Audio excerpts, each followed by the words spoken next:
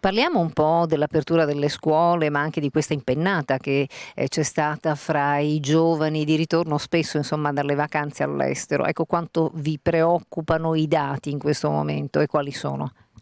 Siamo preoccupati e quindi continuiamo a dire che non bisogna abbassare la guardia, bisogna ancora essere molto attenti, molto vigili, utilizzare le precauzioni, mascherina, distanziamento sociale, igienizzazione spesso delle mani. Però d'altro canto sappiamo che comunque c'è un'incidenza ospedaliera minima. Fortunatamente la maggior parte di queste persone sono persone asintomatiche, che non hanno sintomi, che riescono a rimanere nel proprio domicilio e che vengono prontamente isolate. C'è un numero importante rispetto ai turisti di ritorno, soprattutto della Croazia, che ci stanno dando appunto dei numeri in aumento. Però la situazione è completamente sotto controllo, noi facciamo tanti tamponi e questa è anche la motivazione per cui alla fine abbiamo anche numeri in crescita.